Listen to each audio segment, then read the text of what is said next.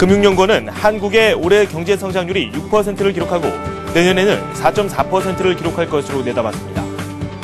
서울중앙지검은 천신일 세종나무 회장이 선박 블록 제작업체인 임천공업으로부터 40억 원대 금품을 수수한 혐의와 관련해 오늘 오전 서울 태평로의 세종나무 본사를 압수수색했습니다. LG전자의 분기 영업이익이 4년 만에 처음으로 적자로 추락했습니다. LG전자는 올 3분기에 매출 13조 4,291억 원과 영업손실 1,852억 원의 경영실적을 기록했다고 오늘 밝혔습니다. 미국에서 마약 사범으로 체포된 한국계 미국인 여성이 삼성 창업주인 고 이병철 회장이 외손녀라고 주장하고 있다는 일련의 보도에 대해 삼성그룹이 적극 대응하고 나섰습니다. 네, 라스 성공 전략 2부 시작하도록 하겠습니다. 주요 기업들의 실적이 계속해서 나오고 있습니다. 하이닉스를 비롯해서 LG전자, 현대차까지 굵직굵직한 그런 기업들이 실적 발표를 내놓고 있는데요. 오늘 외국인들이 현물 시장에서는 매도를 기록했습니다. 하지만 선물 시장에서는 조금 엇갈리는 행보를 보여줬습니다. 매도를 하다가 매수로 전환되는 움직임이 나왔습니다. 시장 상황이 조금 복잡하게 전개가 됐는데요. 시황센터 연결해서 구체적인 상황 살펴보도록 하겠습니다. 시황센터 연결합니다. 네, 시황센터입니다. 10월 28일 목요일장 마감했는데요. 앞서 뉴욕 증시가 뚜렷한 방향성을 제시하지 않은 가운데 오늘 국내 증시는 다음 주에 예정된 미국의 굵직한 경제지표 재료들을 일단 확인하고 가자는 분위기 속에서 움직임이 무거웠습니다. 코스피 마감지수부터 살펴보겠습니다. 오늘 코스피는 1포인트 내리면서 1907포인트에 마감했습니다. 오늘 출발 또한 하락으로 출발했는데요. 1909포인트 하락으로 출발했습니다. 코스피는 장중 내내 보합권에서 등락을 반복하면서 이틀 연속으로 관망세 짙은 장을 연출하고 있는데요. 오늘 장에서는 1901포인트와 1914포인트에서 변동성 큰 장을 연출했습니다. 5일선은 이탈하는 모습이었지만 결국에는 1900선 하단은 다시 한번 저항 확인하는 모습이었습니다. 수급 내용 살펴보겠습니다.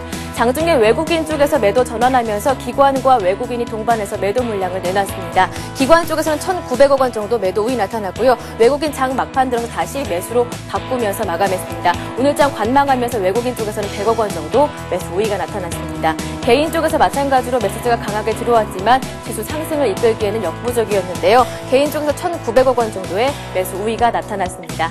네, 이어서 코스닥 살펴보겠습니다. 코스닥은 7거래일 만에 하락 전환한 채 마감했습니다. 오늘 장에서는 1포인트 내리면서 527포인트에 마감했는데요. 오늘 출발은 530포인트 지지하면서 상승으로 출발했습니다. 외국인 쪽에서 매수세가 꾸준하게 들어왔지만 기관 쪽에서 시가총액 상위 종목들을 위주로 매도 물량을 거세게 내놓는 가운데 상승폭은 제한됐는데요. 결국에는 11시 후반 지나면서 하락 전환한 채 마감하는 모습이었습니다. 수급 내용 살펴보겠습니다. 개인과 외국인 쪽에서 매수세가 들어왔습니다. 반면에 코스피와 마찬가지로 기관 쪽에서 매도 물량을 내놨는데요. 개인이 280억 원 정도, 외국인 쪽에서 170억 원 정도의 매도 우위가 나타났습니다. 반면에 기관 쪽에서는 380억 원 정도 매도 우위가 나타났습니다. 이어서 외환시장 살펴보도록 하겠습니다. 원달러 환율은 다시 하락했습니다. 오늘 장에서는 4원 40전 내리면서 1123원 60전에 마감했는데요. 오늘 출발은 1131원 상승으로 출발했습니다.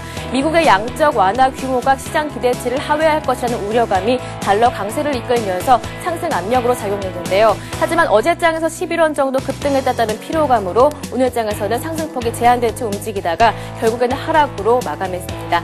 이어서 시가총액 상위 종목군 코스피부터 살펴보도록 하겠습니다. 대부분의 종목들이 하락했는데요.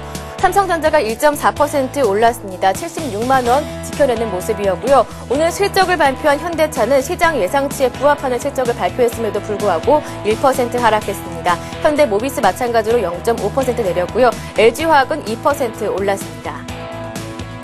신한지주와 KB금융, 약보합권에서 보합권 움직임 나타났습니다. 기아차가 오늘 0.6% 올랐고요. LG전자 3분기 실적은 부진했지만 1% 가까운 상승 움직임 나타났습니다.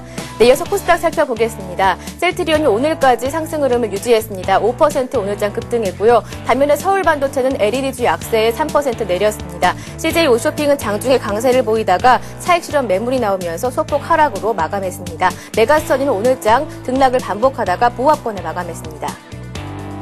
동서가 0.7% 내렸습니다. 네오이즈 게임즈만이 1.7% 올랐고요. 반면에 태웅은 오늘장에서 4% 급락하는 움직임 나타났습니다. 네, 이어서 오늘 실적 발표주들 살펴보도록 하겠습니다. 대부분의 종목들이 하락했는데요. LG전자가 실적이 부진했지만 0.9% 올랐습니다. 하이닉스는 2분기 연속 영업이익이 1조 원을 돌파했지만 약세 전환한 채 마감했고요. 대우건설이 3분기 영업 적자를 기록했음에도 불구하고 광부합에 마감했습니다. 현대차는 1%, 현대제철이 1% 역시 나란히 내리는 모습이었습니다. 에스올이 0.4% 내렸습니다. NHN은 3분기 영업이익이 10% 증가하면서 0.9% 올랐고요. 반면에 만도는 3분기 영업이익이 57% 증가했음에도 불구하고 6% 하락했습니다. SKS CNC는 3분기 영업이익이 15% 증가하면서 1% 하락하는 반면 한솔재즈는 영업이익이 46% 급감하면서 오늘장 4% 약세 움직임 나타났습니다. 네, 이어서 오늘 유통주 흐름도 살펴보도록 하겠습니다. 소비 경기가 회복될 것이라는 기대감이 반영되면서 유통주가 약세장 속에서 선전하는 모습이었습니다. 롯데쇼핑이 4% 급등했습니다. 영업무역도 2% 오르고요. 나머지 종목들도 1%대로 오르면서 유통주가 상승세를 보였습니다. 반면에 그동안 상승 흐름을 유지했었던 기계주들은 차익 실현 매물이 나오면서 하락했습니다.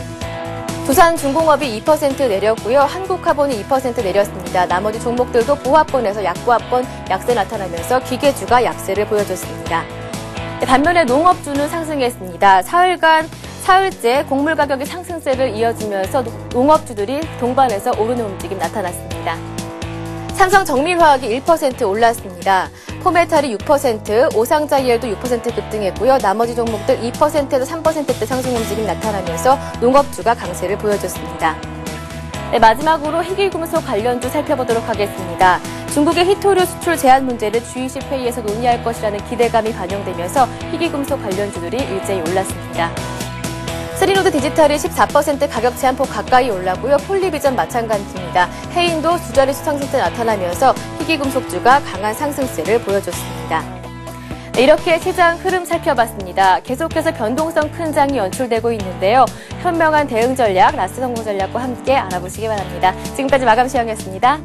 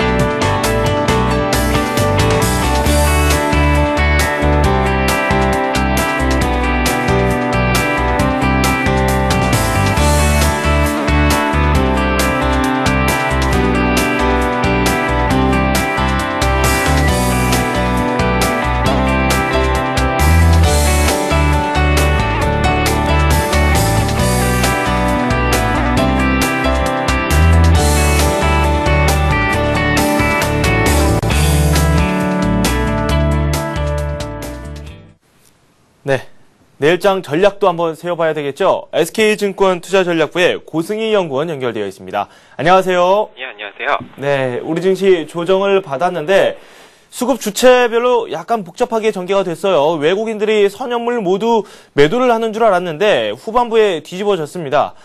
현물 시장에서도 외국인들이 매수를 했거든요. 오늘장 마감 상황 전해주시죠. 예, 국내 증시는 프로그램 매도 물량이 출회되고 투자자들의 관망 심리가 여전히 이어지면서 약보합으로 마감을 하였습니다. 다음 주에 예정돼 있는 미국의 중간 선거와 FOMC로 투자자들이 관망하는 모습이 보이는데요. 이러한 모습은 당분간 지속될 전망이고요. 이번 FOMC에서 양적 완화 정책에 대한 시행이 거의 확실시된 상황에서 그 규모에 시장의 관심이 쏠려 있는 상황인데요. 어제 월스트리트저널에서 양적 완화 규모가 시장의 예상을 하회할 수 있다는 전망에 대해 시장이 반응한 것이 이를 반증한다고 생각을 합니다. 또한 현재 시장에서 중요한 지표로는 환율을 들 수 있는데요. 어제 미 달러화가 강세를 보인 반면 오늘은 소폭 하락하였습니다. 그에 따라 WTI 등 주요 원자재 가격이 소폭 상승하는 모습이고요. 원달러 환율도 소폭 하락하였습니다. 미국의 양적 완화 정책이 실행되면 달러화 약세, 아시아 통화 강세 기조가 다시 진행될 것이고요. 그에 따라 외국인은 환차익과 함께 우리나라 주식을 순매수할 가능성이 높습니다. 오늘장의 특징적인 업종은 전기전자 업종인데요. 특히 3분기 1조 원 이상의 영업이익을 기록한 하이닉스는 약보합으로 마감한 반면 영업 적자를 기록한 LG전자는 상승하였습니다. 이는 4분기에 대한 시장의 기대 때문인 것으로 판단하는데요. 반도체의 경우 여전히 주력 제품들이 하락하고 있고요. 그에 따라 4분기 실적에 대한 우려가 있는 상황입니다. LG전자의 경우 4분기에 스마트폰이 개선되면서 실적 또한 개선될 것으로 보고 있습니다. 장기적으로 IT 업종의 경우 이미 업황이 부진한 것에 대한 선 조정을 받은 것이기 때문에요. 긍정적으로 판단을 합니다. 연일 우리 증시를 매수하던 외국인의 매수 규모가 현저히 둔화되고 있는 상황인데요. 앞서 말했듯이 다음 주에 있는 미국 중간선거와 FOMC에 대한 관망 심리로 파악하고요. 우리나라 주식을 본격적으로 매도하는 것은 아니라고 생각합니다. 네. 따라서 다음 주 미국의 FOMC 회의가 끝나고 페드가 양적 완화 정책을 실시하고 그 규모가 시장의 예상을 부합하는지에 따라 지수는 움직일 것 같고요. 당분간 지수는 큰 폭의 변동 없는 지지부진한 흐름을 이어갈 것으로 생각합니다. 당분간 뭐 큰 폭의 변화는 없겠지만 그렇다고 해서 외국인들이 내다 팔 것도 아니고 조금은 더 기다려보자라는 뜻으로 저희가 해석이 가능한 그런 부분입니다. 오늘 밤에 있을 해외 증시 소식도 한번 정리를 해보도록 하죠. 예, 오늘 밤에는 신규 실업 청구 건수가 있는데요. 지난주와 비슷한 45.5만 건으로 예상하고 있고요. 이보다는 내일 발표되는 미국 3분기 GDP를 주목해서 봐야 할 것 같습니다. 미국 GDP는 2분기에 연율로 1.7% 상승하였는데요. 3분기에는 2%가 될 것으로 예상합니다. 3분기 GDP가 시장의 예상을 하회할 경우 연준이 양적 완화 정책 규모를 확대할 것으로 판단하고요. 시장의 예상치에 부합하거나 상회할 경우에도 경기 회복에 대한 기대감과 함께 증시에 긍정적인 영향을 미칠 것으로 판단합니다. 오늘 실적을 발표하는 기업에는 마이크로소프트, 엑손모빌, 모토로라 등이 있습니다. 현재까지 발표한 미국 S&P 500의 3분기 기업 실적의 어닝 서프라이즈는 78.2%로 매우 양호한 수준인데요. 이러한 점에서 살펴봤을 때 기업의 실적이 시장에 큰 충격을 주지는 않을 것 같습니다. 네. 미국의 경제 성장률 일단은 예상치가 한 2.0%로 말씀을 해주셨는데 그 수치 이하로 나오게 된다면은 양적 완화 규모가 더 커질 수도 있고 뭐 그렇다고 해서 뭐 그 수준을 넘는다고 해도 양적 완화 규모는 어느 정도 나오기 때문에 미국 증시는 그래도 영향이 될 것이다 이렇게 풀이가 가능하다고 생각하시는지요? 예, 일단은 미국 증시 같은 경우는 그 FOMC 회의가 끝나고 나서 움직임을 정할 것 같고요. 그 이전에는 등락을 반복하면서 약간 관망하는 그런 장세가 되지 않을까 생각합니다. 네, 알겠습니다. 그러면 구체적으로 우리 시장 투자 전략도 한번 살펴봐야 되겠죠. 좀 폭이 좁게 이어질 것이다. 뭐 좀 지지부진할 것이다. 이렇게 전망을 해 주셨어요. 그만큼 투자자 입장에서는 좀 단기적으로 접근을 해야 될 텐데 그에 따른 투자 전략은 어떻게 세울까요? 예, 내일장 역시 오늘과 같이 큰 폭의 변동 없는 장세가 될 것으로 예상을 하는데요. 이에 따라 주식을 적극적으로 매수하기보다는 미국 FOMC 결과가 나올 때까지 관망세를 유지하는 것이 바람직하다고 판단을 합니다. 주식 비중이 많으신 분들은 수익률 관리 측면에서 현금 비중을 높이는 것이 필요할 것이고요. 그 이유는 양적 완화가 시장의 기대치에 미치지 못할 경우 지수가 조정을 받아 낮은 수준에서 주식을 매입할 수 있는 기회를 가질 수 있고요. FOMC에서 양적 완화가 시장의 기대치를 상회할 경우 지수가 상승을 하고 외국인이 또 지속적으로 국내 주식을 매입하게 되어 추세적으로 상승을 할 수 있기 때문에 현재로서는 수익률 관리가 매우 중요하다고 생각을 합니다. 네. 개인들이 그런데 투자를 할 때 보면은 첫 번째로 살펴보는 게 좀 낙폭 과대주 쪽으로 많이 살펴봅니다. 오늘 같은 경우는 실적을 발표한 기업들이 상당히 많았기 때문에 뭐 이 부분으로 한번 집중해서 살펴보는 분들도 상당히 많을 것 같다라는 생각이 들거든요. 뭐 현대제철, SK에너지 뭐 이런 기업들 같은 경우는 오늘 거의 2% 가까이 낙폭을 보여줬고 만도 같은 경우도 뭐 6% 넘게 낙폭을 보여줬고요. 이렇게 실적을 발표한 이후에 많이 하락한 그런 종목군들로 접근하는 그런 전략에 대해서는 어떤 전략을 가지고 접근하는 게 좋을까요? 우선은 상황에 따라 다른데요.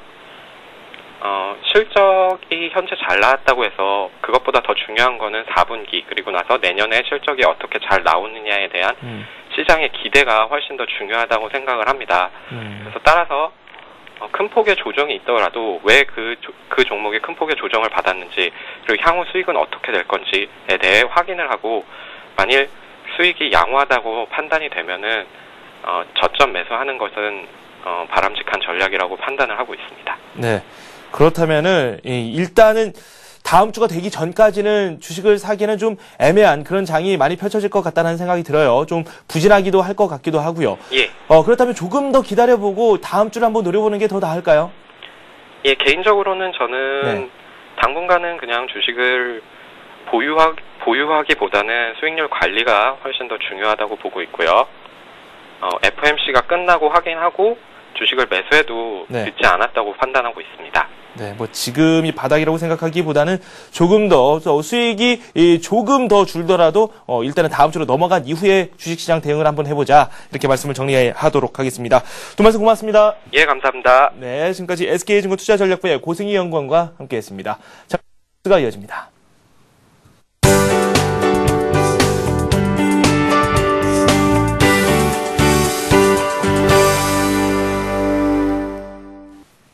이 시각 주요 뉴스입니다. 금융연구원은 한국의 올해 경제 성장률이 6%를 기록하고 내년에는 4.4%를 기록할 것으로 내다봤습니다. 금융연구원은 신혼국을 중심으로 한 세계 경기 상승에 국내 민간 부문의 자생력이 더해져 우리나라는 경기 상승세를 이어갈 것이라며 이같이 전망했습니다. 또한 내년 성장세는 상반기 3.9%에서 하반기 4.8%로 높아져 올해와는 달리 상저하고 형태가 될 것으로 내다봤습니다. 아울러 금융연구원은 내년 소비자 물가는 3.2% 상승할 것으로 예상하고 원달러 환율은 상반기에 달러당 1,080원, 하반기에 1,040원으로 예측했습니다. 검찰이 세종나무 여행 본사를 압수수색했습니다. 서울중앙지검은 천신일 세종나무 여행 회장이 선박블록 제작업체인 임천공업으로부터 40억 원대의 금품을 수수한 혐의와 관련해 오늘 오전 서울 태평로의 세종나무 본사를 압수수색했습니다. 검찰은 구속 중인 이모 임천공업 회장이 천 회장에게 사업상 편의를 봐달라는 명목으로 40억 원대의 금품을 건넨 정황을 확보하고 진위를 파악하기 위해 압수수색을 단행했습니다. 이 회장은 지난 수년간 천 회장에게 현금과 주식, 상품권 등을 건넸다고 진술한 것으로 알려졌습니다. LG전자의 분기 영업이익이 4년 만에 처음으로 적자로 추락했습니다. LG전자는 연결 기준으로 올 3분기에 매출 13조 4,291억 원과 영업손실 1,852억 원의 경영실적을 기록했다고 오늘 밝혔습니다. 스마트폰 적기 대응에 실패해 휴대전화 부문에서만 3,038억 원의 손실을 기록한 것이 적자 전환의 결정적인 이유입니다. 반면 하이닉스 반도체는 지난 2분기에 이어 3분기에도 영업이익 1조 원을 돌파했습니다. 하이닉스는 3분기에 연결 기준 매출 3조 2,500억 원, 영업이익 1조 112억 원을 기록했다고 밝혔습니다. 특히 31%에 달하는 영업이익률은 경이적인 기록으로 평가받고 있습니다. 미국에서 마약 사범으로 체포된 한국계 미국인 여성이 삼성 창업주인 고 이병철 회장의 외손녀라고 주장하고 있다는 일련의 보도에 대해 삼성그룹이 적극 대응하고 나섰습니다. 삼성그룹은 오늘 기자회견을 열고 문제의 여성 리제트 리가 고 이 회장의 외손녀임을 주장하는 자료로 제시한 삼성전자 북미법인의 공문은 위조된 것이 분명하다고 밝혔습니다. 리제트 리는 지난 6월 마약을 운반하다 체포된 뒤 수사 과정에서 자신이 고 이 회장의 외손녀라고 주장한 바 있습니다. 리제트 리가 제시한 문건에는 자신이 삼성가를 대표해 행사에 참석한다는 내용이 명시되어 있습니다.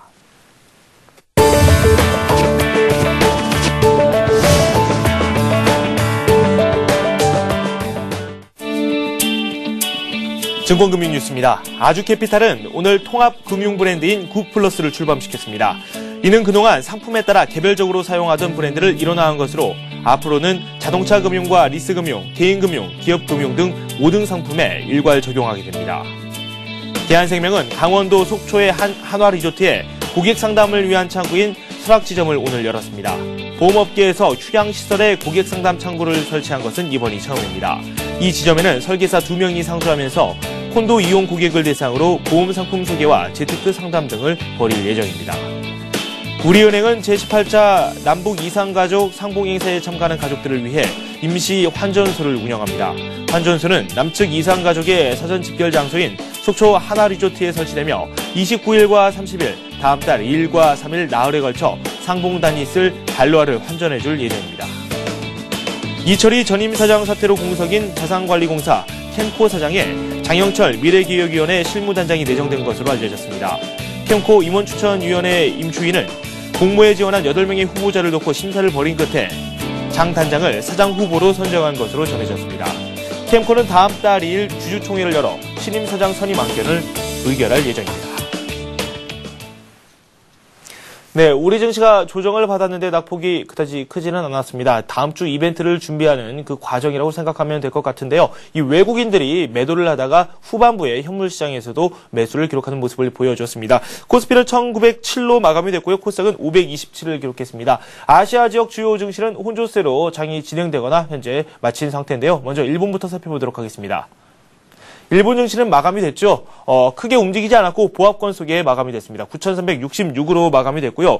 장중에는 일본 증시에서 원자재주가 하락세를 주도하는 모습을 보여주기도 했습니다. 하지만 개별 종목의 주가 흐름 자체가 상승 쪽으로 방향을 또 틀려는 움직임이 강하게 나오기도 했습니다. 보합으로 마감됐다는 소식 전해드립니다. 중국 증시도 한번 살펴보도록 하겠습니다. 중국에서는 중국은행과 중국농업은행이 시장 전망치를 상회하는 실적을 발표하면서 이 상승 쪽으로 힘을 실고 있습니다. 현재는 0.3% 상승하면서 3,006을 기록하고 있고요. 원자재 관련 업체 같은 경우는 국제 상품 가격 하락에 영향을 받아서 하락 추세를 현재 보여주고 있습니다. 네, 오늘 저희가 준비한 소식은 여기까지입니다. 시청해주신 여러분 고맙습니다.